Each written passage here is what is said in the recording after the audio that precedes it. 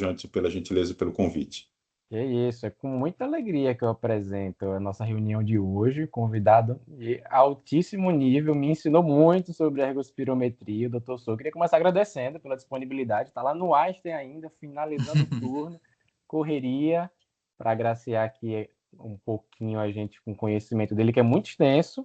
Dr. Sou, que é médico assistente da Unidade de Reabilitação Cardiovascular e Fisiologia do Exercício do Instituto do Coração da Faculdade de Medicina da USP e é médico cardiologista assistente do Centro de Reabilitação do Hospital Israelita Albert Einstein. Vai falar um pouquinho para a gente sobre limitação cardiocirculatória e como a ergospirometria ajuda a gente no consultório na tomada de decisão. Obrigado, viu, doutor Sou? Isso, eu que agradeço, doutor Fabrício, doutor Janson, pelo convite. É uma honra estar aqui com vocês. Né, o Janson conheceu tantos assistentes aqui em São Paulo e convidar eu, então realmente eu fico muito agradecido e honrado. E eu vou tentar hoje ser uma reunião um pouco mais tranquila. Eu acho que é um tema que o Janson e eu gostamos muito, é um dos principais temas que me fez entrar nessa área da cardiologia do exercício, do esporte e da reabilitação. E a gente vai falar um pouco sobre a limitação cardiocirculatória que o exame da ergospirometria pode nos ajudar até a tomada de decisões. Então, eu conversei até com o Janson, eu sei que tem muita gente que não faz o exame aqui, né? Então, vou só fazer uma breve, então, revisão, uma introdução aqui do tema, né? E depois a gente vai falar de alguns casos clínicos que eu trouxe, que estão lá do INCOR, principalmente, tá? E acho que um ou outro aqui do Einstein, para a gente poder realmente falar sobre como o cardiopulmonar pode nos ajudar. E, então, como vocês todos sabem, então, o teste cardiopulmonar tem essa sigla de TCP, é trabalhoso, eu sei por isso que eu trago os sinônimos deles aqui, que é o teste cardiopulmonar de exercício, o TCPE, ergospirometria, que muita gente costuma falar, né, esse nome, o teste ergospirométrico, que o Janson viu muito falar também lá no Sírio, e as siglas em inglês, que é o CPET e o CPX, tá? E o pessoal costuma até meio que resumir o teste cardiopulmonar como um teste ergométrico somado a um analisador de gases. Nessa figura aqui da diretriz de ergometria, mostra muito bem, né, os testes principalmente em bicicleta, né, o software aqui do teste ergométrico, e tem um analisador de gases embutido nos computadores e tem uma interface, que aqui é uma máscara, mas podemos também fazer uso de clipe nasal e bucal também, tá? Então, o teste cardiopulmonar, além dos sinais que a gente consegue obter do teste ergométrico, aqui na esquerda, eletro, pressão, frequência e capacidade funcional estimada, nós temos pelas variáveis ventilatórias o consumo, o VO2 de oxigênio, o consumo perdão, a produção de CO2, o VCO2, e os respectivos pressões parciais do final da expiração, que é o PET-CO2 e o seu PET-CO2. Quando a gente fala de ventilação, que é o VE, a gente está falando de ventilação minuto, que é o volume corrente vezes a frequência respiratória. Então, essas variáveis ventilatórias que nos ajudam a somar o teste cardiopulmonar. E aí a gente mede, né, a ventilação através de transdutores, né, que analisam o fluxo ventilatório. Nós temos alguns aqui antigos, alguns principais. Eu trouxe aqui principalmente o de turbina, que é a letra C aqui, né, que eu acho que o Janson usa aqui na máquina dele, né, do Cortex, é uma turbina que geralmente, assim que passa o fluxo de ar aqui, né, essa turbina se mexe e aí temos um sensor óptico que detecta, né, quanto que está tendo de rotação e aí consegue saber o fluxo de ventilação, né? E temos aqui um antigo aqui, que é o de temperatura. Então, o fluxo de sangue passa por aqui, esse tem um termostato, ele fica quente, quando passa o fluxo de ar ele fica mais gelado, e aí eu consigo detectar o quanto que eu preciso reaquecer, então eu tenho uma noção então de quanto que está passando de fluxo ventilatório, que é esse aparelho aqui de sensor, que é o que a gente usa no Vmax, que o Johnson usou muito no INCOR conosco, tá? E aí, o VO2, então, ele é medido, né? É diferente do teste ergométrico, que ele calculado. Então, eu tenho o volume inspirado e expirado, e tenho os respectivos frações inspiradas e expiradas de O2. Por isso, a importância de cada teste, né? O Johnson aprendeu conosco lá no CIR e no INCOR, que a gente calibra a cada exame, o ar ambiente, né, e aquele cilindro de oxigênio de CO2 que tem para poder calibrar para a máquina. Então, você tendo a diferença de, de frações inspiradas e expiradas, você tem, então, o consumo de oxigênio medido ao longo do tempo, tá? Então, a gente fala ou em ml por minuto ou em litros por minuto. E o VO2, então, ele é determinado pelo débito cardíaco, por isso a importância da parte cardiológica aqui, e o produto a diferença arteriovenosa de oxigênio. Quando falamos de débito cardíaco, lembramos da frequência e do volume sistólico, então por isso que ao longo do tempo, né, doenças ou, por exemplo, a parte cronológica da idade, né, a gente vai diminuindo a frequência cardíaca ao longo do tempo, vamos diminuir logo também a frequência e o débito. E as doenças cardiovasculares que tanto afetam tanto a parte da contratilidade ou a questão diastólica ou pós-carga, podem afetar também até a pré-carga, estados hipovolêmicos, desautonomia e tudo mais, podem afetar o volume sistólico e afetar o débito, por isso o VO2 menor. E é o conteúdo arterial de oxigênio, depende principalmente da pressão parcial de oxigênio arterial, então depende muito da altitude, da ventilação, da concentração de hemoglobina, da saturação de oxigênio, então essa parte ventilatória e respiratória da arterial, e o venoso que a gente lembra do músculo, então as densidades capilares, fibras musculares, doenças musculares e até um descondicionamento ou COVID longo que afetam muito a função das mitocôndrias. Então, qualquer local, qualquer doença que afete essas variáveis da equação de Fick vão afetar o VO2 máximo. E aí, por uma questão matemática, se a gente colocar a frequência cardíaca ao lado esquerdo, então VO2 sobre a frequência, eu tenho uma nova variável que o Janson costuma falar muito na reunião de vocês, que é o pulso de oxigênio, né? Então, o pulso máximo de oxigênio é nada mais que uma divisão matemática de VO2 sobre a frequência, que aí a gente vai tentar lembrar que esse pulso está querendo me dizer ao longo do exercício as variáveis volume sistólico e diferença arteriovenosa de oxigênio, tá? O valor de diferença é mais ou menos 80%, né, do máximo. E para vocês verem exemplos de vida real, são exames aqui do Vintus, aqui, essas cores aqui, que o Johnson até brincou um pouquinho lá no, no Círio. Aqui você consegue perceber aqui em azul, né, que é a curva de pulso, e em vermelho é a frequência cardíaca, essa curva fisiológica, que é a curva de pulso ascendente, até o pico aqui, que é o R aqui, e depois cai. Então, o exercício começa, vai aumentando, e depois cai. Essa é uma curva de pulso de oxigênio fisiológica. Aqui uma configuração para vocês aqui no meio de uma curva de pulso em platô, né? Uma leve queda aqui, mas aqui você consegue perceber no terceiro exemplo uma curva de pulso um pouco mais descendente aqui no final, tá? Se vocês terem noção dessa questão de pulso de oxigênio. Além do valor máximo, o mais importante até para a gente que analisa o exame é como é que está a curva dela ao longo do exercício, tá? E aí ela ajuda a gente em que sentido? Por que que você está falando do pulso? Porque tem um estudo bem interessante dessa minha R+, da Pneumo, ela publicou em 2019, no doutorado dela, a questão de como diferenciar através do pulso e da relação frequência sobre o VO2, as doenças, por exemplo, principais, a hipertensão arterial pulmonar, que é uma doença circulatória, né, da circulação pulmonar, e uma doença mitocondrial, uma miopatia mitocondrial, que seria uma doença mais muscular, um afetando mais a questão do débito e outra afetando muito mais a diferença arteriovenosa de oxigênio, tá? Então, aqui vocês conseguem perceber, essa aqui, curva de pulso, em preto, pessoas saudáveis, que nem eu mostrei para vocês, fisiológica, bateu o pico e desce. Olha uma curva de pulso patológica de um paciente com HP, né, um pouco menos grave, né, tem um platô aqui, e o outro é um platô, mas muito mais precoce, né, então, enquanto o normal tem quase 9 a 10 ml por batimentos de pulso, os outros têm em torno de 5,5, esse mais ou menos de 4, e é bem achatado, ou seja, em platô. E diferente daqui, ó, de baixo, um paciente com uma doença mais periférica, muscular, olha que bacana. Ele tem uma curva parecida com a curva saudável e não tem nenhum platô. Porém, ele tem um, quê? Um valor reduzido, né? Então, tem uma curva fisiológica com um valor reduzido, diferente de um paciente com uma questão mais circulatória.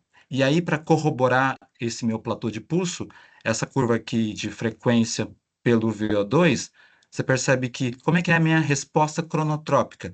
Ou seja, um paciente saudável aqui em preto, ele vai aumentando, né? É uma coisa linear. Agora, com um paciente que tem uma questão cardiocirculatória, quando a gente tem um débito cardíaco, ou seja, volume sistólico reduzindo, nós temos que compensar pela frequência cardíaca.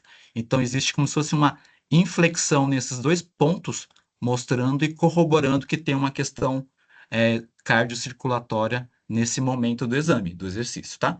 E aqui embaixo, mostrando que um paciente com questão periférica, você não percebe, né? Apesar de um valor reduzido, você não tem a deflexão. É uma coisa linear, só que tem uma resposta cronotrópica maior do que o saudável, tá bom? Então, essa questão que às vezes em alguns laudos cardiopulmonar pode aparecer, tá? Se alguém tiver alguma dúvida, por favor, podem interromper, tá? Aí, quando a gente fala de paciente com IC, esse é um estudo do Malhotra, que todo mundo que faz cardiopulmonar já ouviu falar desse autor, que ele estudou os pacientes com IC-FER de forma invasiva, né? Um teste cardiopulmonar em bicicleta com catéter Swan-Ganz, para medir todos os dados invasivos. Você percebe que um paciente normal consegue, ao longo do exercício, multiplicar até em 9 vezes o VO2 do repouso, até o pico de exercício, enquanto os pacientes com IC-FER e IC-FEP conseguem aumentar em torno de 3,5 a 4 vezes o valor. E aí, o principal motivo é o volume sistólico reduzido. Consegue perceber que aqui o volume sistólico ele é menor, né? E tanto no ICFEP, tanto no e no ICFER, em relação ao normal, né? Os pacientes saudáveis, e o incremento deles são parecidos, mas como eles partem de um volume sistólico menor, então no pico do exercício acaba dando um menor VO2. A frequência cardíaca, então, eles são mais, em relação ao repouso, são mais taquicárdicos do que a população saudável, e para compensar, então, eles têm que extrair de forma exuberante, então eles têm uma diferença arteriovenosa aumentada já no repouso e não conseguem incrementar tanto no exercício, né? Então essas questões fisiopatológicas, do volume sistólico e da diferença arteriovenosa para comprometimento do VO2. Então, para vocês perceberem que não é uma coisa isolada. Quando a gente fala de paciente com IC, a intolerância dela é muito mista, né? E a gente vai conseguir falar no cardiopulmonar, às vezes, o que está mais, né, predominante, né? A gente sabe que em estágios mais avançados tem sarcopenia importante, né? Caquexia cardíaca. Então, por isso que a gente sempre lembra da limitação periférica associada, tá? E aí, quando a gente fala de limitação cardiovascular pelo cardiopulmonar, é muito difícil a gente assegurar para o colega clínico e perguntar, qual que é o problema desse paciente? Em qual sistema? Na pré, na pós ou realmente na questão do volume sistólico, na contratilidade? Então, é difícil a gente diferenciar pelo cardiopulmonar, seria mais um invasivo, tá? Mas a gente consegue mostrar a limitação, porém não diferenciar qual é o sistema cardiovascular envolvido, tá? E aí, uma outra variável que a gente fala de limitação cardiovascular é a relação VO2 e carga na bicicleta. Então, aqui num exemplo do artigo de 2017 do Jack, aqui o A mostra a relação normal, em azul, né? O paciente tem um aumento de VO2 ao longo do aumento da carga, e é uma média de mais ou menos 10 ml por minuto para cada watt, tá? Então, por isso que tem que ser em bicicleta. Do lado direito, é um paciente em vermelho aqui, cardiopata, que aí teria um achatamento dessa linha, então, ou seja, uma relação menor do que 8,5, então mais patológico, né? No C, você tem um aumento normal, mas de repente parece que, opa, será que tem uma isquemia, uma redução do volume sistólico, ou uma questão de obstrução de via de saída do VE, você vai ter um achatamento e às vezes até uma queda aqui em vermelho. Então, é uma coisa meio interessante você ter na bicicleta, além do pulso, você vai ter um slope do VO2 carga para te corroborar os seus achados cardiovasculares, tá? Aqui, então, eu tenho um dado real de um exame aqui à esquerda, né, em verde, relação VO2 e carga, bem reduzida, mas sem nenhum platô, de 6, né? Normal acima de 8,5. E do lado aqui no meio, nós temos um paciente com HP, que o paciente tem um VO2 cardio que está aumentando, e de repente tem uma platonização, e você consegue perceber que o valor é reduzido em torno de 8,4. Então, são exemplos de vida real que a gente vê na prática. E eu queria só, antes de fazer os casos clínicos, revisitar as curvas de VO2, CO2 e ventilação, só para poder falar a mesma língua, tá? Então, aqui, em verde, aqui, o Janson deve estar tendo um pouco de lembrança dessas cores aqui do nosso teste. Em verde, então, é ventilação, vermelho, VO2, então sangue arterial, né, VO2, e o azul, CO2, sabe, venoso, para a gente uma analogia, tá? Essas cinzinhas que você consegue perceber, às vezes, pontilhados, contínuos ou pouco separados, é a frequência cardíaca colocada no exame, tá? Consegue perceber a diferença acadêmica, conceitual, de vermelho aqui, é o VO2 pico. Até aqui, o máximo de valor encontrado e tem uma queda. Então, é um valor pico. Aqui, já a gente consegue ver um platô e tem a queda. Então, quando a gente a presença de um platô de VO2, e você percebe que a ventilação e o CO2 estão subindo, nós estamos diante de um platô de VO2, e a gente chama isso de um VO2 máximo. A gente fica muito feliz um paciente saudável atingir um VO2 máximo no exame. E é diferente, por exemplo, de você ver um VO2 fisiológico, aqui na esquerda, aquele exame anterior, e um patológico, olha que bacana. Um patológico, ele tem um VO2 muito reduzido, é de 1 litro, e o meu fisiológico, um atleta, ele tem 4 litros de VO2, né? E é bem precoce, olha que bacana. No meio do exame já está platonizado, né? Tem que acabar logo o exame antes, né? A gente interrompe logo para não ter nenhum problema depois. Mas percebe que eu pergunto sempre para os residentes e fellows, esse VO2 máximo, ele é verdadeiro ou é falso? Essa é a segunda pergunta, né? Primeiro é fisiológico ou patológico, e a segunda é se é verdadeiro ou não. Aqui, à esquerda, aqui, vermelho, VO2 em platô, verde, ventilação, está subindo, ou seja, ele está fazendo exercício. E está saindo o CO2 ainda, né, pelo fluxo. E aqui é diferente, ó. É falso, por quê? O VO2 está em vermelho, a ventilação quase platonizou e o azul está platonizado. Ou seja, o que aconteceu aqui? O paciente segurou na esteira, nas barras, principalmente nas barras anteriores. Aí ele não sai do lugar, né? A esteira, o tapete rolante passeando e ele só parado lá, fingindo que está andando. Então, é um falso platô de VO2, tá? E aí, além do VO2 máximo fisiológico, você pode ter uma queda de VO2. Olha que bacana aqui. O vermelho aqui caindo, a ventilação subindo e o CO2 subindo. Esse teve um fenômeno de Ventral eletrônico do marca-passo. Era só ajustar melhor o marca-passo, né? Às vezes a gente tem pacientes que passa pouco, às vezes, né, na avaliação eletrônica, né? Às vezes fala que é sedentário, mas na hora do exercício, se tiver limitando, ele pode passar muito mal e ter uma queda abrupta de VO2. E a gente pode ter uma ventilação fisiológica, vocês perceberam que ao longo do tempo vai incrementando, mas um paciente com IC avançado, você pode ter esse fenômeno interessante de ventilação periódica ou oscilatória do exercício, né? E aí isso atrapalha demais as variáveis, os limiares ventilatórios, porque a gente depende da ventilação ser regular para isso. Então, a gente indo para os casos clínicos, né, depois dessa breve revisão, né, eu ia mostrar um caso clínico 1, que eu vou querer falar muito do nosso VO2, tá? É um paciente de 52 anos, ele tem um septo de 18, né, e tem um gradiente sistólico da via de saída de 19, sem piora valsalva. Estou diante de um paciente, né, um paciente com cardiomiopatia hipertrófica, não obstrutiva, com septo de 18, e ele no consultório, né, passa com o nosso professor lá do INCOR, e ele é assintomático, paciente ativo, faz exercício, corre, e ele tinha um teste ergométrico de 2024, né, ele fez, então, 11 METs, né, para quem lembra, cada MET é 3,5 de VO2 relativo, então você multiplica por 3,5 dá 39,9, quase 40 de VO2, e calculando para o peso dele, de 78 quilos, ele tem, na verdade, 3 litros de VO2 por minuto, tá? Então, os dados do teste ergométrico falam que ele tem uma hipertensão só, né, mantida em repouso, resposta cronotrópica fisiológica, tem uma sobrecarga, por isso que é difícil de analisar. É o laudo do teste ergométrico para um paciente assintomático com cardiomiopatia hipertrófica, são os dados que lhe dão para a gente, VO2 de quase 40. E aí, o médico assistente começou a mudar.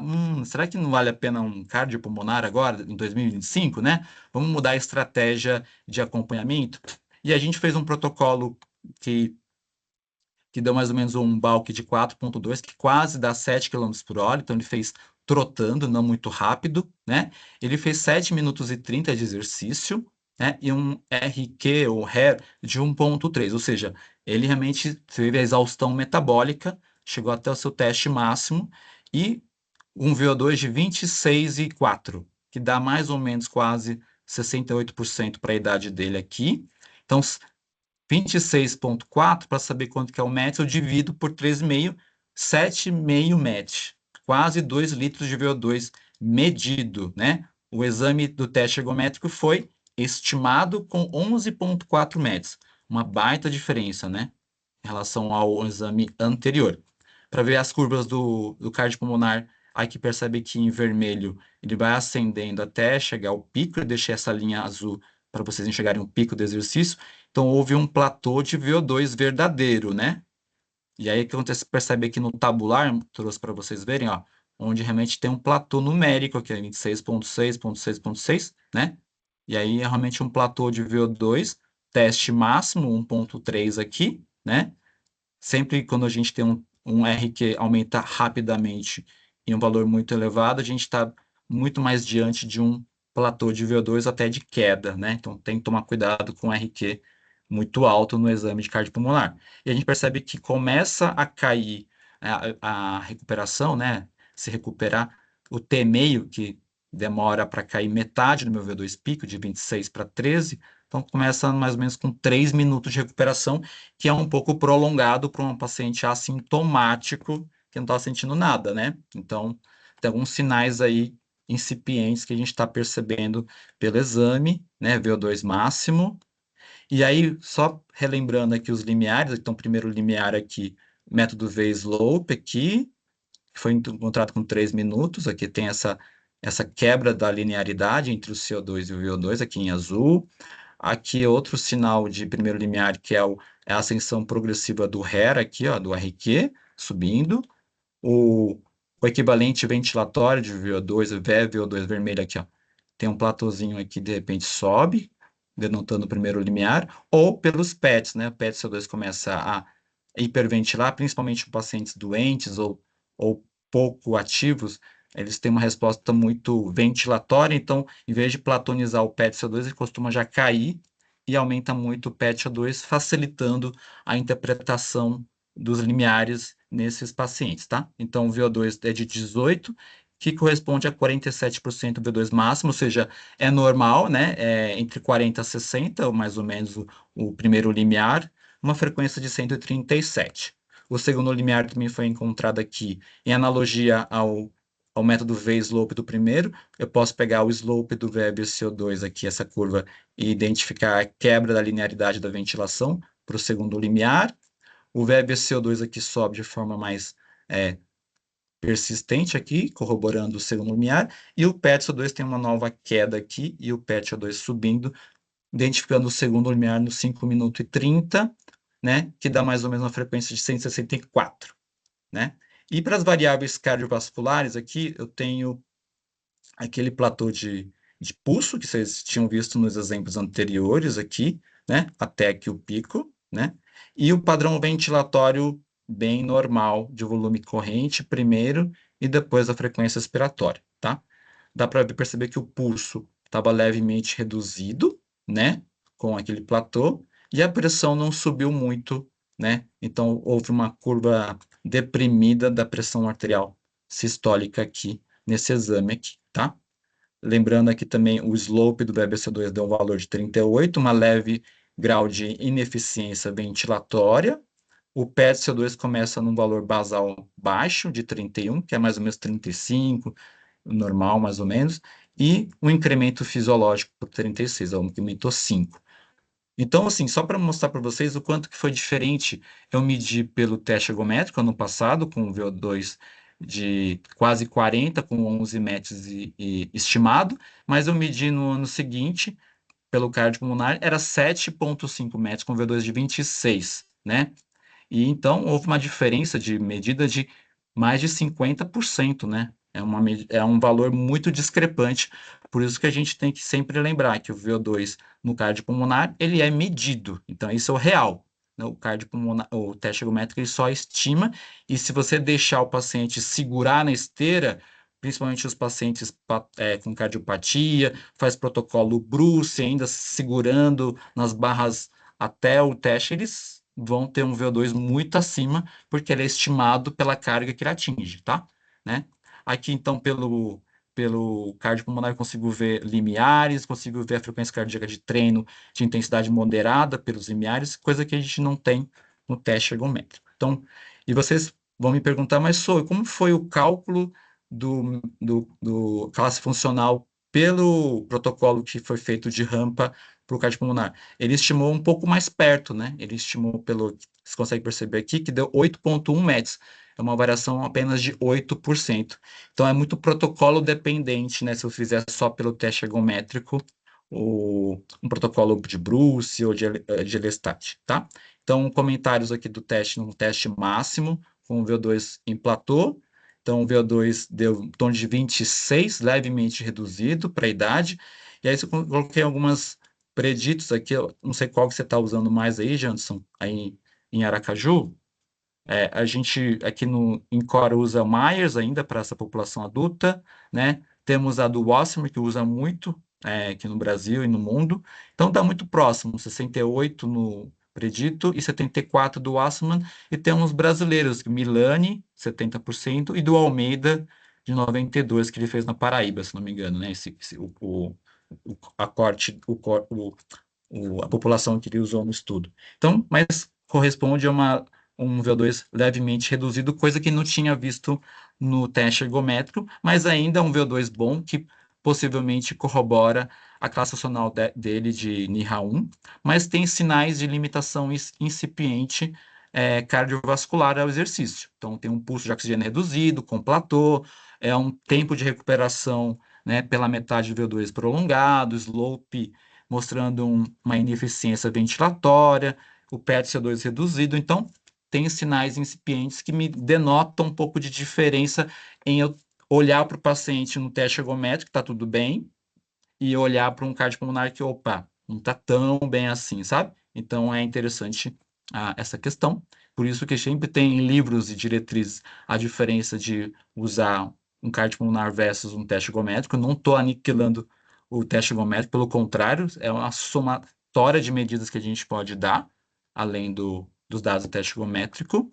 E para vocês só lembrarem, né, como o VO2 eu falei, ele é medido, o VO2 ele é estimado por várias fórmulas. Tem as fórmulas do Colégio Americano, e eu só queria que vocês soubessem que realmente é pela carga. Por isso que a gente, quando pega pacientes que faz bruce segura, é muito mais superestimado do que a gente vê em elestade de pacientes saudáveis correndo livremente, sem se apoiar ou segurar nas barras laterais, tá? E aí cada protocolo Elestad, Bruce pode ter uma fórmula específica para calcular, por exemplo, essa do Elestad, você coloca o tempo em minutos do teste e você tem um VO2 estimado, tá? Tudo bem para o caso 1? Alguém queria perguntar alguma coisa? Tranquilo? Tranquilo, Sou, tranquilo. Tá. Clínico 2, eu coloquei como classe funcional de 2 ou 3. É um caso interessante do Heart Team que eu acompanhei. É um paciente que tem 50 anos, miocardiopatia hipertrófica septal obstrutiva desse caso, tem um septo de 23 com gradiente de 88, né, e fibrose de 2%, uma FA paroxística, e no ambulatório, ele relatava, né, ambulatório do SUS, ele é classe funcional 2, é um paciente que trabalha no interior de São Paulo, numa prefeitura, e ele diz que consegue, né, subir escada, trabalhar, enfim, super para ele tranquilo, classe funcional 2, né? A hemodinâmica dele bem controlada, PA 12,7, frequência de 69, estava beta bloqueado com atenolol, medicações para questões de congestão, enfim, pela questão da FA para o que estava usando Rivarox. E aí, o paciente estava assim com a questão de Classe funcional 2, porém, paciente muito grave, um gradiente muito alto, septo também, e aí precisando de controlar a congestão, o pessoal ficou na dúvida se ia fazer a terapia de redução septal para esse caso, tá? Então, o pessoal pediu ajuda para a gente, então ele fez um exame no final do ano passado, né? Um cardiopulmonar durou pouco tempo, como ele falava que estava muito bem, a gente superestimou a carga, então 6 minutos e 30 ele fez o teste, ele atingiu 4 quilômetros por hora a 8% de inclinação no exame, e o RER foi o RQ de 1,2, teste máximo, né? Consegue ver aqui, eu só fiz um zoom das variáveis que a gente fala de ventilação, VO2 e CO2 ao longo do tempo. Então, consegue perceber que o VO2, até chegar no pico nessa linha que coloquei aqui, ele teve uma leve queda do VO2. O tabular aqui mostra para vocês. Ele chega aqui com 11, vai chegando aqui no 11 no sexto, começa a cair até 10, e aí a gente parou o exame antes que acontecesse alguma coisa, tá? Então, realmente aqui a frequência cardíaca está aumentando aqui, sobe rapidamente aqui. Então, é um teste realmente que assustou um pouco, né? Um VO2 que o paciente falava que era classe funcional 2, é um VO2 de 10,8, menos que 1 litro de VO2, paciente jovem de 50 anos, com menos de 3 METs, tá? Dá mais ou menos em torno de 30% de um VO2 predito. Muito grave, né? Um paciente relatar classe funcional 2 e esse exame que está um pouco discrepante mesmo, tá?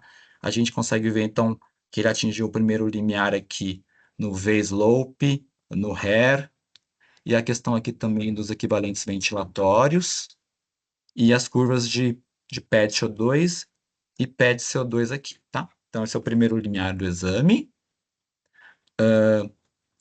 Posso retirar o resíduo? Pode. Aí temos as frequências aqui de cardiovasculares aqui do exame. Nós temos então aqui aqui no lado esquerdo o frequência cardíaca VO2 aqui teve um aumento bem exagerado aqui, ó. E vocês conseguem perceber aqui em vermelho, né? Oh, perdão, aqui é do V-slope do primeiro limiar, perdão, é aqui a frequência cardíaca, que está em preto, ó.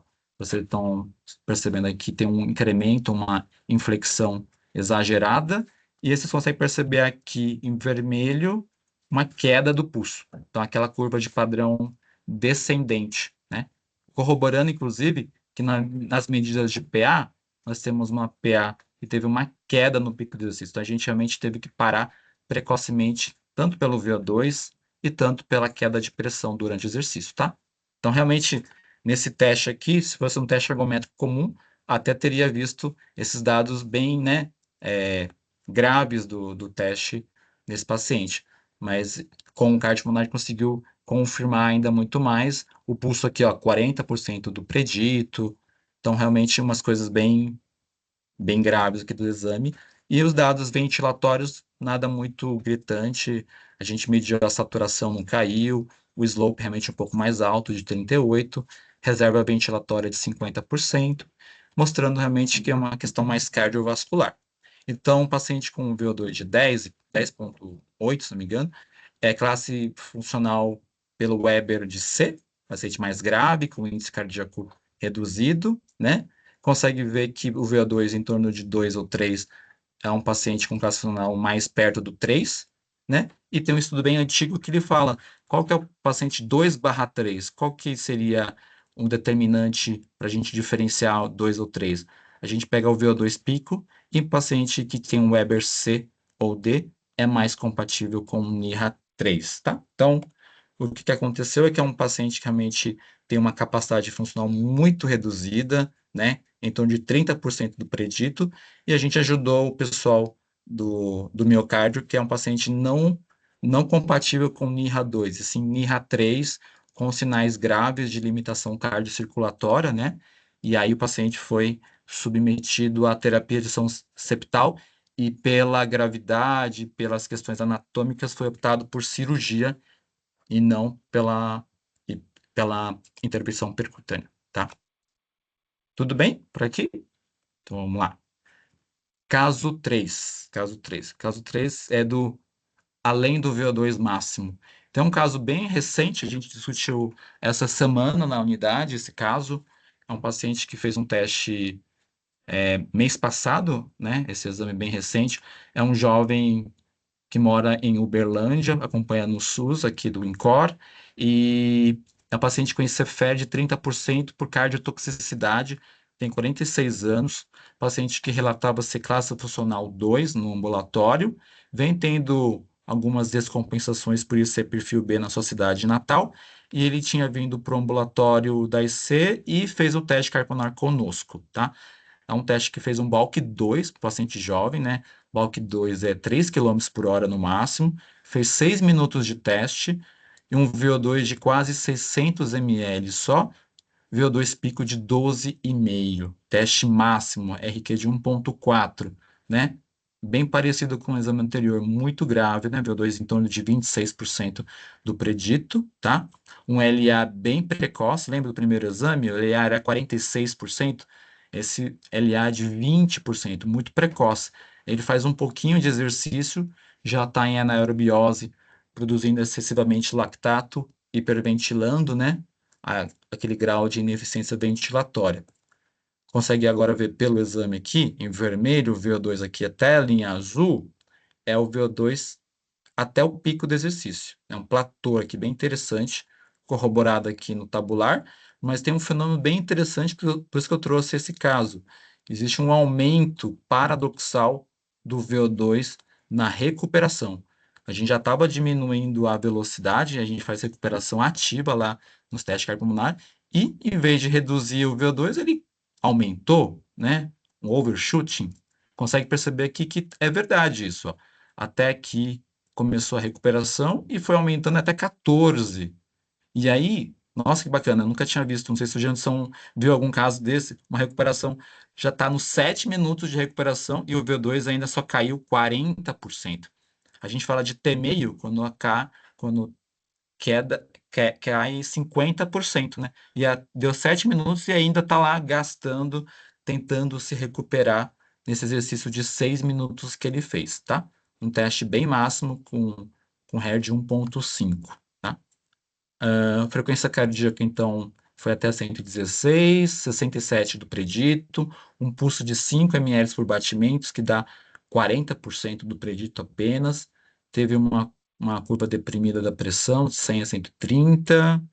E aí você percebe que o pulso aqui em vermelho é um platô, né? Platô bem precoce, com queda no final, e aquela inflexão da frequência cardíaca, o VO2 que eu mostrei para vocês, daquele estudo do HP com miopatia mitocondrial, esse aumento exagerado da frequência para compensar o volume sistólico caindo, tá? E aqui para vocês verem um V-slope bem bonitinho, mostrando o primeiro limiar do LA, tá? Aqui para vocês verem aqui o eletrocardiograma dele aqui. Que mais aqui? Isso aqui é a questão ventilatória dele. É um paciente que já estava em repouso hiperventilando, por isso que talvez disseram assim, será que ele estava descompensado? Parece que ele estava assim na melhor fase dele compensado. É aquele paciente que tinha uma congestão crônica, que precisa de muito diurético, então possivelmente ele estava um pouco congesto, tá? Você percebe que existe uma frequência cardíaca respiratória muito alta desde o início do exame, com o PET-CO2 bem reduzido, tá? Ele está hiperventilando, chegando até 76 no pico do exercício, né? Essas variáveis ventilatórias ficam todas alteradas e tem o slope do VBC2 muito elevado, ó, 53, né? Bem diferente dos exames anteriores de 38, né? 53. Então, é um teste bem máximo, né? RER de 1,4, VO2 em platô, com aumento paradoxal, né? Capacidade funcional bem reduzida, 26% do predito, provavelmente um NIRA 3 ou até um NIRA 4, com sinais de limitação cardiocirculatória, sem dúvida, ao exercício, tá? E aí eu queria aproveitar esse teste para poder falar um pouco desse fenômeno de overshoot, né? Esse rebote aqui no finalzinho, né, do pico do exercício por primeiro minuto, mais ou menos, esse aumento, né, não é uma coisa normal. O normal é você realmente iniciar a recuperação e o VO2 começar a cair, né? Tem um estudo bem interessante de um japonês, Tanabe, que ele estudou, né, pacientes também cardiopulmonar invasivo com Swan Guns e na bicicleta, E desses 30 pacientes que ele estudou, 11 tiveram esse fenômeno de overshoot, né? E eles perceberam que quem tem overshoot, né, positivo, esses 11, né, geralmente tinham um, um índice cardíaco bem reduzido, né, durante o exercício, tá? E aí, em relação ao um ou outro, quem tinha overshoot e quem não tinha, eles perceberam realmente que tinha um índice cardíaco menor, né, o volume sistólico também menor e uma alta resistência vascular sistêmica, né, corroborando os achados de gravidade para quem tinha overshoot. Aí ficou na dúvida, o que que fazia acontecer esse overshoot no final? O que que aumentava o débito na recuperação precoce? Frequência ou volume sistólico, né? Deu para perceber, comparando os dois, que a frequência cardíaca não houve diferença, então não era ocupado, e sim o volume sistólico aumentando, houve uma diferença até um aumento de 30% até o primeiro minuto da recuperação para quem tinha o overshoot, e o overshoot realmente foi visto por conta de uma queda abrupta de resistência vascular sistêmica na recuperação, tá? Então, o que acontece é que no pico do exercício, o paciente tem um volume sistólico deprimido por alta resistência vascular. Assim que acaba o exame, você tira essa sobrecarga, né, vascular, e você acaba tendo um aumento do volume sistólico, como se fosse destravar aí na região, na fase de recuperação precoce. Então, por isso que você, quando está fazendo exercício com alta resistência vascular, baixo volume sistólico, você acaba pagando uma dívida grande muscular, com bastante lactato metabólico, e você paga isso na recuperação, né, de uma forma meio exagerada, por isso que demora para recuperar, ou às vezes até tem um overshoot, que é o que a gente viu nesse caso. E aí, quando vocês vão estudar sobre T-meio, né, o pessoal da ergometria utiliza esse parâmetro de 90 segundos de normalidade, né, que foi nesse estudo bem antigo, com ICFR, em cicloergômetros, recuperação passiva. Então, por isso que quando o pessoal fala, o T-meio normal, vem desse estudo de 90 segundos, mas sempre eu peço atenção para os fellows residentes quando passam conosco lá no INCOR, é que é um protocolo rampa, recuperação passiva. Então, tem que tomar cuidado com a extrapolação de testes em esteira, recuperações ativas, né? E esse foi um estudo mais em pacientes com ICFR, tá? E quando eu falo de slope do VBCO2, vocês sempre vão ouvir falar por conta dessa variável que a gente fala de ventilação e CO2. Quando eu falo slope, eu quero saber essa questão do coeficiente angular que essa linha tem, né? Então, no paciente com IC, a gente tem um slope mais alto aqui em relação ao paciente normal. Então, essa curva tende a ficar mais íngreme em relação ao eixo Y, né? Só tomar cuidado que podem ter, às vezes, questões de escalas, de gráficos, aí pode, às vezes, mesmo esse que está um pouquinho mais alto, ele é normal, por causa da escala de ventilação e de CO2, tá? Tem que tomar muito cuidado com a escala, então o visual pode nos enganar, então o médico Janson tem que dar o valor para vocês calculado pelo software, tá bom? E aí, quando a gente fala dessa questão de ventilação, a gente sabe que quando tem mais disfunção, maior espaço morto fisiológico, tem um aumento de ventilação de forma ineficiente, por isso que aumenta muito esse valor de ventilação para o CO2, e aí ajuda muito pacientes que têm, às vezes, um VO2 menor do que 14, né? A gente pode ter uma diferença bem interessante do ponto de corte. O slope menor que 34 tem uma sobrevida melhor, né, do que o paciente que tem um slope maior ou igual a 34, que tem uma queda, né, acentuada de sobrevida ao longo de um ano nesse estudo aqui. Por isso que a gente colocando o VO2 pico, todo mundo tem um VO2 menor que 14, mas tem um slope normal e tem uma sobrevida melhor de hospitalização em um ano, enquanto o outro tem pior se tiver bem aumentado. Então, ele discrimina melhor do que apenas o VO2 pico, tá? Então, por isso que nesse caso, o que a gente quer mostrar é que o VO2 de pico de 12,5, né, se for pela diretriz, o VO2 menor que 12 em uso de beta-bloqueador, não indica também um transplante cardíaco, mas nesse caso, com todos esses fenômenos que eu mostrei, um slope bem alterado do VVCO2, um overshoot da recuperação, né, da fase de recuperação, mostra que tem sinais graves que, apesar de um VO2 não fechar um critério para transplante, essas variáveis submáximas estão muito compatíveis de um caso mais severo, e aí o pessoal da IC discutiu conosco esse caso e vai levar para a reunião de transplante cardíaco do setor, tá? Vou passar um pouquinho mais rápido, né? A gente está acabando o tempo. Esse caso aqui eu vou mostrar de isquemia. Então, é um paciente idoso de 83 anos, paciente valvopata, que tem uma estenose aórtica importante, tá? Estadiamento C1, já tem complicadores, ele tem um teste ergométrico também de 2024 com resposta pressórica deprimida, tem TVNS no teste, ele tem DAC também biarterial, é um paciente meio rebelde que, pelo que eu vi, ele é um jogador de tênis e pilates com estenose aórtica importante e um biarterial, tá? Ele passa no ambulatório da válvula e ele não quer fazer nenhum procedimento, nem TAV, nem cirurgia de troca valvar. Aqui para vocês é um gráfico de um exame do Vintus, então é um pouco diferente a visualização, mas as cores são as mesmas, tá? Tem um leve platô aqui de VO2 aqui, no finalzinho do exercício, mostrando para vocês que fizeram um VO2 de 19, né? Eu tive que parar o exame antes do tempo, por causa de questão de TVNS, isquemia no eletro, e eu já estava vendo que estava começando a platonizar o VO2, eu já pedi para o exame antes de acontecer alguma coisa, tá?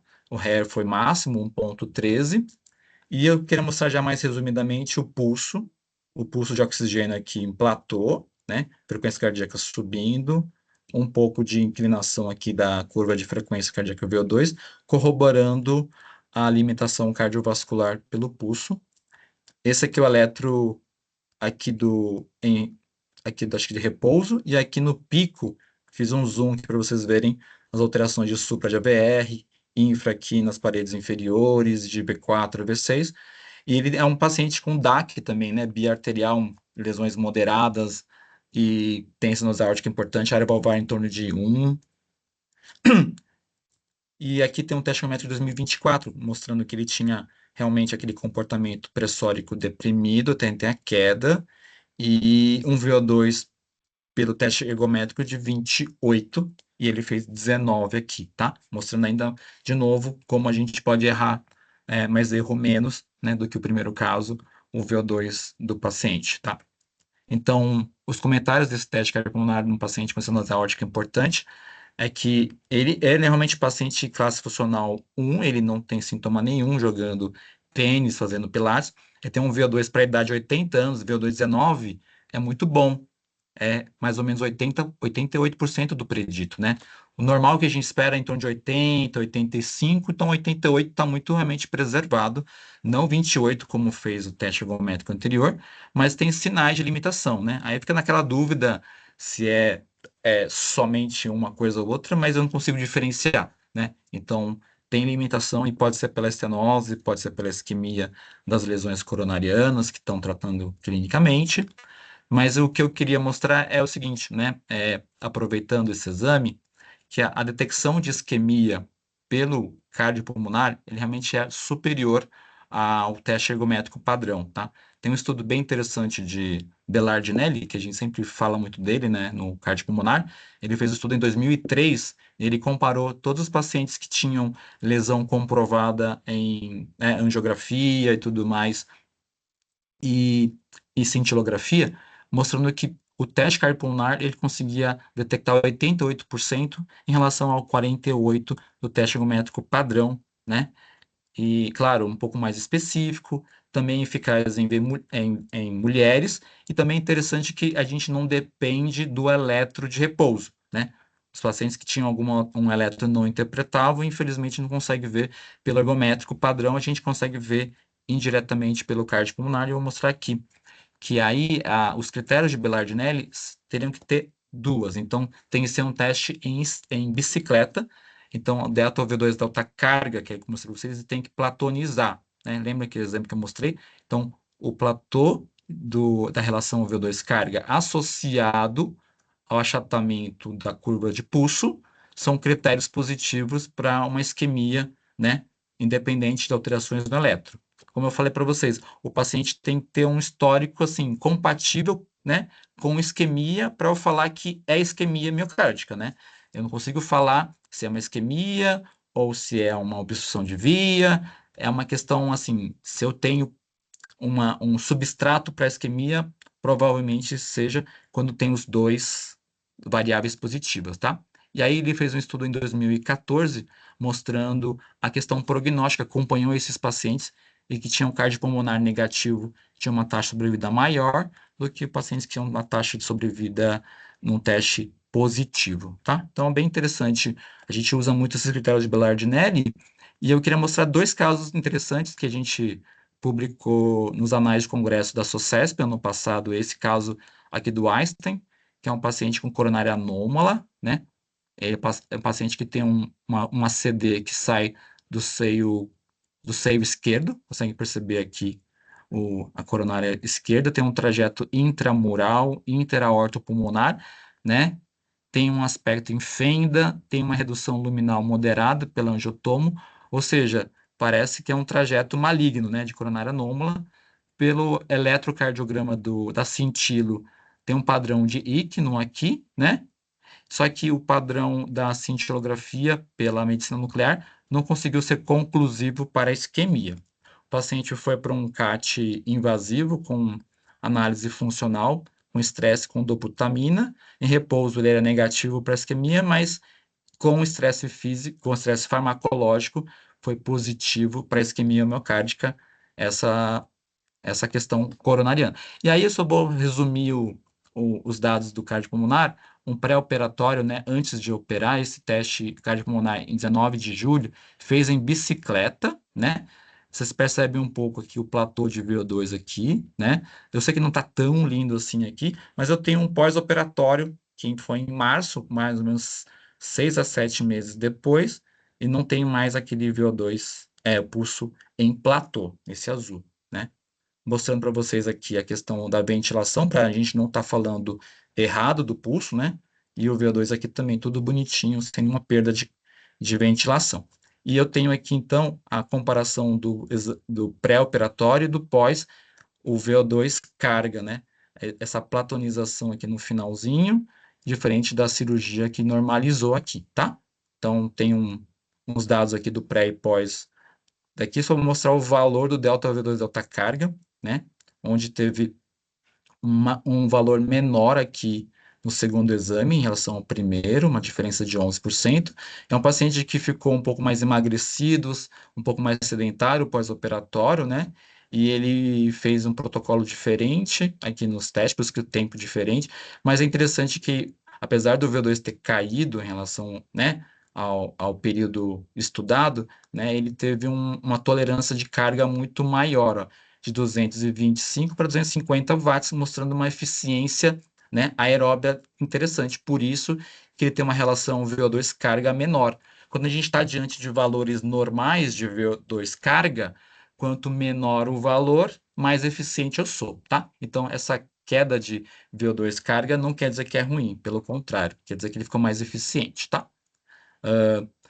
Mostrando para vocês interessante que nesse caso, um colega que pediu uma ajuda para a gente do cardiopulmonar, após mostrar os dados do cardiopulmonar, ele juntou com a questão invasiva e refutou e concordou em fazer a cirurgia. A gente viu aquela melhora depois, ele ficou muito contente com esse resultado pelo cardiopulmonar. E aqui estou mostrando só um caso interessante também do ano passado, que vai ser falado também no relato da SOCESP desse ano, o colega que emprestou esse exame para mim. Teve uma ponte miocárdica aqui, né, terço médio da DA, e aí tem um exame aqui em julho, mostrando o VO2 carga aqui, ó, dando essa alteração aqui de relação, né? E tem um platô de VO2. Então, são critérios positivos do Belardinelli, né, de isquemia, provavelmente pela ponte, e aí pós-beta-bloqueador, né, bisoprolol, se não me engano, 5 miligramas, a melhora interessante, e o tardiamento do achatamento do pulso, né, aqui começou bem precoce, 5, 6 minutos de exercício, aqui apenas mais ou menos uns 10 minutos. Então, é bem interessante mostrar pelo cardiopulmonar uma melhora farmacológica dessa isquemia da ponte, provavelmente, tá? E só finalizando, tudo bem? Dá para finalizar aqui o último caso, Janderson? Tá 8h30 Tranquilo, agora? doutor. Fica à Tranquilo? vontade. Tá bom. Então, esse é um caso que eu falo comorbidade, que é um caso bem interessante de um paciente com miocardiopatia hipertrófica, que tem 136 quilos, tá? Esse é um caso que o pessoal próprio no miocárdio não indicou cirurgia, apesar de ser um paciente com cardiomiopatia hipertrófica obstrutiva, tá? Ele fez o primeiro teste antes da indicação de reabilitação, que o pessoal do miocárdio indicou, um VO2 de 14,4, e interessante aqui que é o HAIR 0,9, né? Então, quando ele faz um teste que não chega à exaustão, acima de 1,1, a gente já imagina que o teste falhou por questões periféricas, ou motivação, ou dor, ou porque não tolera mesmo o exercício por questões periféricas, sedentarismo, obesidade. E aí, eu estou mostrando já resumidamente o exame pré e pós-reabilitação que foi indicado para ele, de maio e de dezembro de 2025. Você consegue perceber o VO2 em vermelho, o quanto que aumentou em relação ao exame, né? E esse teste provavelmente fez um teste máximo e aqui foi submáximo. Vou mostrar para vocês aqui no tabular. No primeiro exame, o VO2 foi de 14,4, com RQ de 0,9. E no segundo exame, o VO2 de 20, quase 22, e o RQ de 1,1. Muito bacana, sem nenhum tratamento medicamentoso. O remédio foi reabilitação cardíaca no SUS, 2 vezes por semana, por mais ou menos 4 meses, ou seja, 36 sessões, esse resultado. E aí mostrar para vocês, então, um aumento importante do VO2 absoluto e relativo de 50% desse trabalho, dessa reabilitação, mostrando que o paciente já está mais ou menos acima do seu predito, né? É claro que tem o viés, como ele é obeso e tudo mais, as predições podem estar superestimando o VO2 dele, mas ele está bem melhor do que ele estava antes de começar a reabilitação. E eu queria mostrar essa questão do pulso, olha que bacana, o pulso em vermelho pré-reab, né, até o máximo do teste e uma queda, né, a recuperação. Mas ao segundo, tem o mesmo comportamento, né? Ele não tem um platô que nem os outros platós. Então, até o final, ainda de forma fisiológica. O que a gente entende quer dizer que esse teste aqui, ainda que ele fez teste máximo, a limitação não foi ainda sinalizada da parte cardiovascular, né? Então, a gente percebe aqui, então, ó, os low VO2 de 22, ou de quase 4.000, o pulso de oxigênio dele foi 133% do predito, né? Ele conseguiu aumentar a frequência cardíaca até quase 85%, com aumento da pressão durante o exercício. Então, são sinais bem fisiológicos da resposta cronotrópica e pressórica, e o padrão ventilatório nada muito alterado, exceto que tem um padrão mais de frequência respiratória do que volume corrente. E esses comentários, então, é que esse teste foi teste máximo, com VO2 até acima do predito, provavelmente NIRA1 ou até NIRA2, ausência de sinais. Então, esse teste aqui mostrou que o paciente tinha tudo para ser limitação cardiovascular, mas como tem comorbidades, o teste cardiopulmonar conseguiu ajudar a gente e a corroborar que o pessoal do miocárdio acertou, que realmente era uma limitação mais periférica, só pela história clínica, e a gente conseguiu melhorar muito com o cardiopulmonar, com a reabilitação e mostrando que ele ainda, apesar de ter a questão da obesidade, de ter melhorado, ainda não está sendo limitante a questão cardiovascular, e sim mais periférico, tá?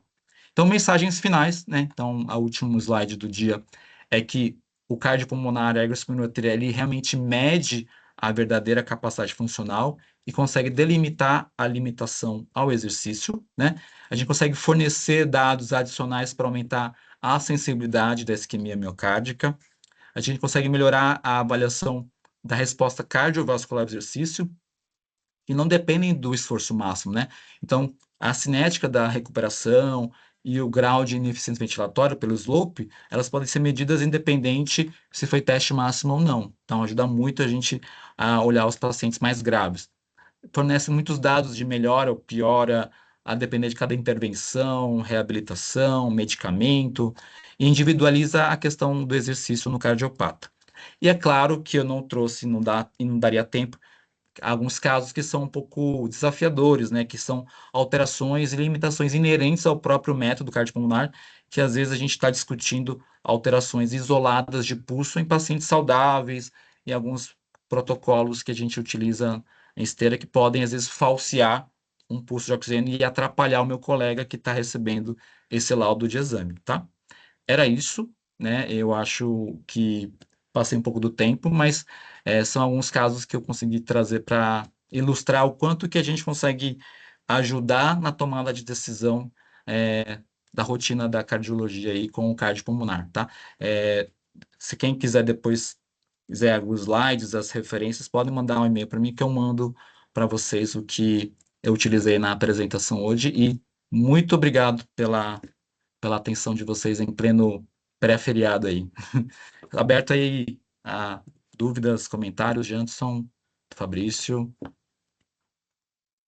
Obrigado, professor Sou, pela excelente apresentação. Um presente de grego, né? Que apresentar em menos de uma hora sobre todas as limitações cardiocirculatórias do teste cardiopulmonar e a sua aplicabilidade no consultório, desafio gigantesco, né? Mas a apresentação foi excelente, acho que foi bem representativa, muito boa.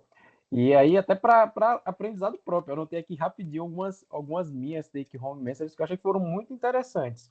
E a primeira delas que é bem isso. Quando é importante no consultório saber a capacidade funcional do paciente para tomada de decisão, então, os casos de valvopatia moderada é importante.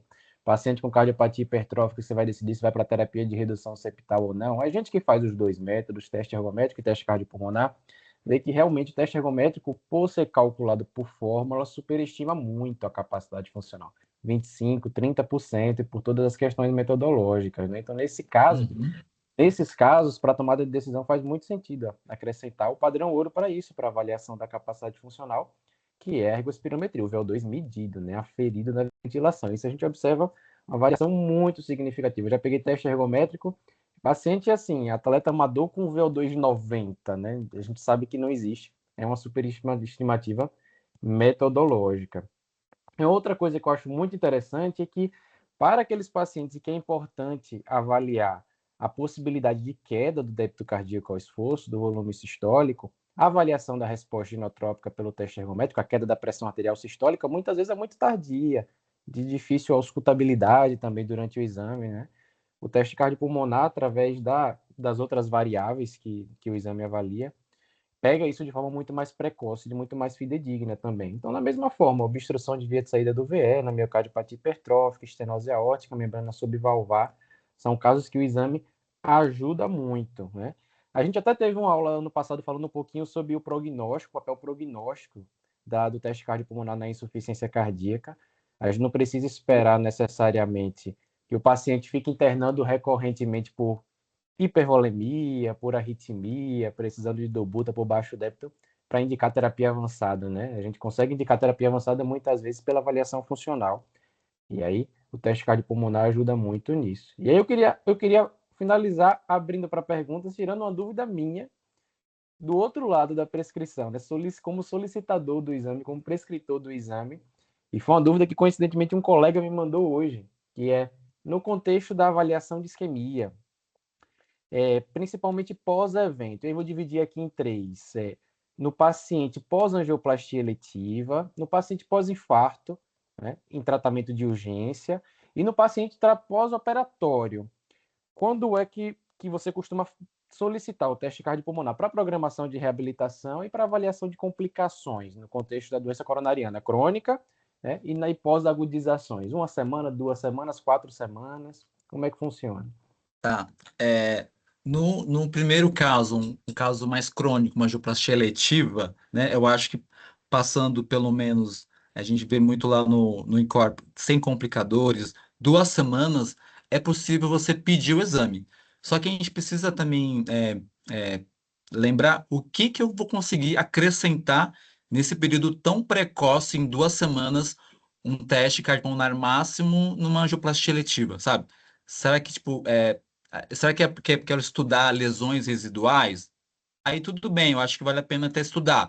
Mas se não tiver nenhum motivo para reabilitação, eu acho que não precisa. Acho que a gente pode começar né, a reabilitar de forma precoce sem um teste cardiopulmonar máximo, mas pelo menos sem complicações, 2 semanas, tirando a questão da ansiedade, acho que é um número mágico que a gente até pode colocar isso para pacientes agudos, né, que trataram, né, as lesões culpadas e residuais e que não tiveram complicadores, né? A gente fala muito lá no INCOR que 2 semanas para um IAM, né, de parede inferior, que não seja de parede anterior sem complicadores, 2 semanas é suficiente para fazer testes. Já fiz testes com pacientes agudos de 2 semanas lá na reabilitação, quando tinha fase 2 né, lá no INCOR, dos protocolos que a doutora Amanda e a doutora Patrícia participavam no meu fellow, e os pacientes já pós-cirúrgicos, né?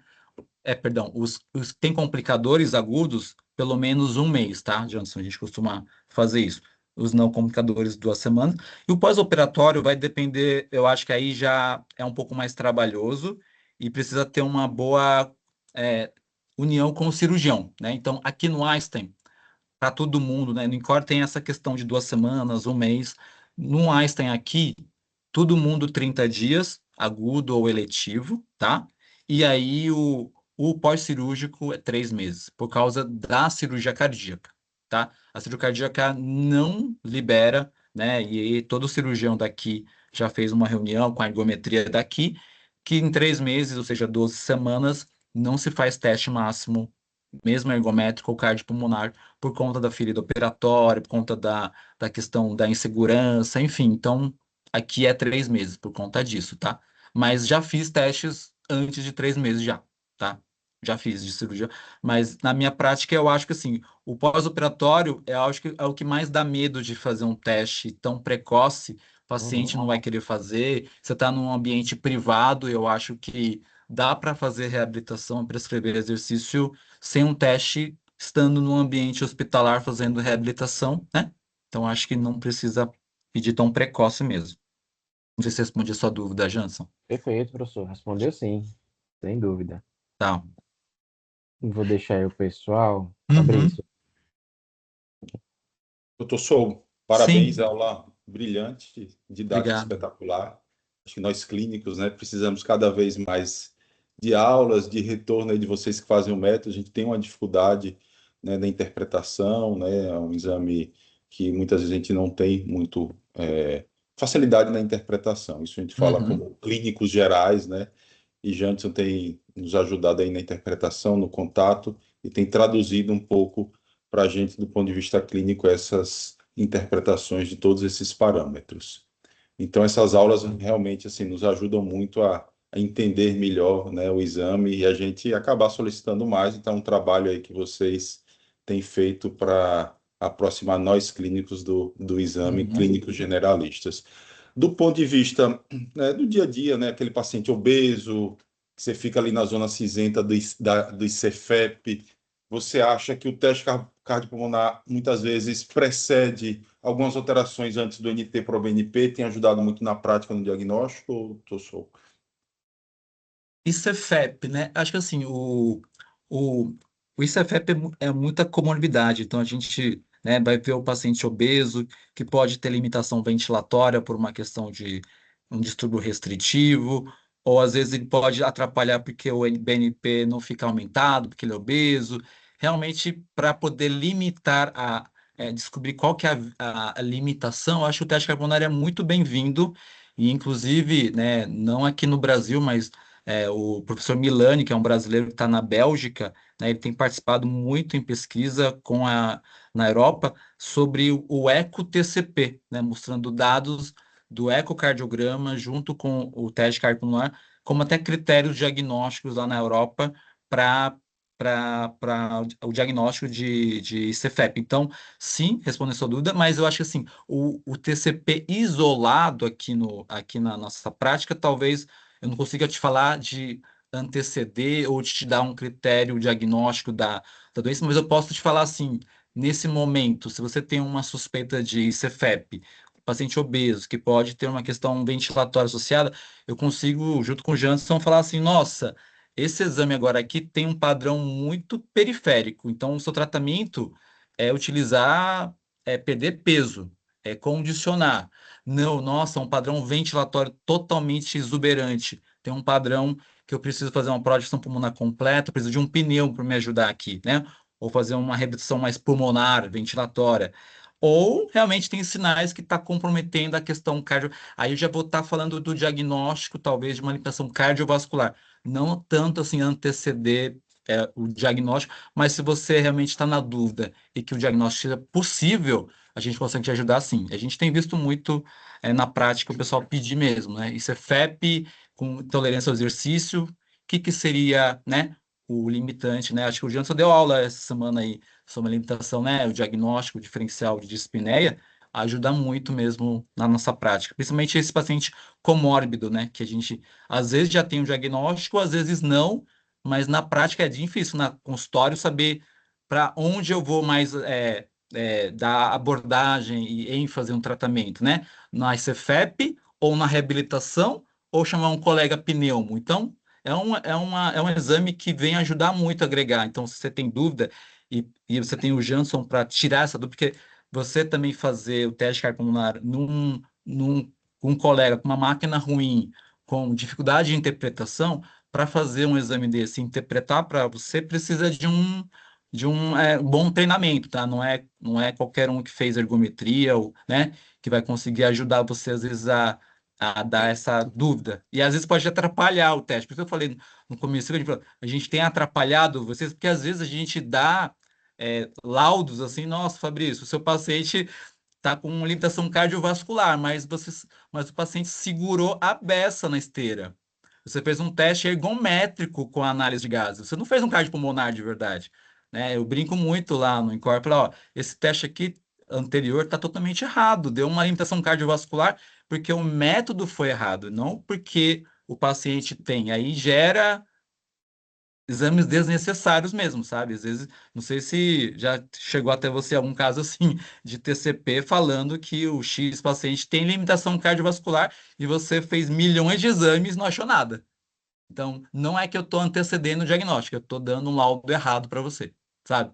Talvez o método está sendo difícil, por isso que eu gosto muito de bicicleta e a Pneumo gosta muito, os estudos vêm de bicicleta para você tirar o viés da mecânica da esteira, da mecânica de cair. Então, você somente foca nas variáveis verdadeiras e não no teste ergométrico que você está lá preocupado com o paciente em cair e segurar, tá bom? Então, Perfeito, sim, excelente. Fabrício. Obrigado. Tem Murilo aí que faz também o procedimento, o teste cardiopulmonar. Ah, Tem legal, Suzana. legal. Algum comentário aí, Murilo, Suzana?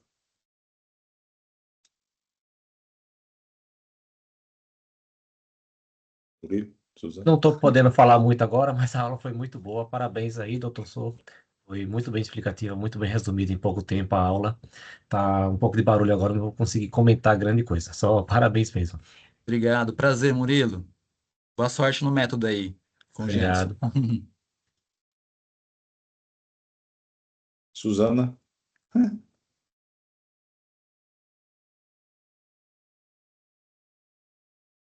Deve estar de plantão. Muito bom, viu, Show? Assim, excelente, assim, Tranquilo. um método com várias utilidades, né? Você tem participado muito aí no grupo do Fábio Fernandes, né? Do Uhum. miocárdio, né? É, Hipertrófica, você tem feito bastante exame, né? Realmente, né? Um exame que tem nos ensinado muito e a gente precisa de Jantos aí para cada vez mais nos ensinar, né? E obrigado aí pela aceitar nosso convite e gentileza de trazer esse conhecimento assim bem mastigado para a gente, casos clínicos bem interessantes e a gente cada vez mais ganhando vivência melhor aí no método. eu que agradeço, tá, Jantos, Fabrício? Uhum. Obrigado mais uma vez, viu, professor Souto? Tem prestado aí um pouquinho do seu tempo super disputado, super corrido, para Que ensinar isso. mais uma vez um pouquinho a gente. Espero que eu consiga estender em breve o convite para vir aqui pessoalmente. Acho que não foi no Que vai contato conhecer. ainda. Tem que conhecer, sim. O Roberto tá me chamando, eu sempre fico devendo, aí eu visito os dois Exato, já. Mas é um grande exatamente. prazer. Quando você fala de cardiopulmonar, é difícil eu falar não, que é um método que é muito apaixonante. O Janssen tá de prova. É um exame que, quando a gente está lá ensinando os fellows, os dentes, como dar dados para o colega clínico, né? E a gente que gosta de clínica ainda, né? E a gente está vendo a importância que o Heart Team, junto com a REAB, com o cardiopulmonar, agrega muito, né? Às vezes a gente pode deixar no SUS, a gente tem terapias, né? A fila de espera de um procedimento cirúrgico é muito grande, então eu dar essa minúcia de, poxa, professor, esse paciente aqui precisa de reab e não de terapia de redução septal. Talvez ele em breve, daqui a uns anos, ele precise, mas hoje a limitação é periférica. Olha que bacana. A gente está conseguindo agora, aos poucos, mostrar a melhora com exercício, o cardiopulmonar mostrando a decisão clínica. Então, é muito legal. A gente sabe que a intolerância à dispneia pode ser de vários, né, várias engrenagens do Wassermann, né? Então, a gente tem que saber qual linha que está. Então, foi um prazer mostrar para vocês um pouco dessa questão do cardiopulmonar nos diferentes cenários e espero que vocês cresçam muito aí em Aracaju aí, né? É isso, né?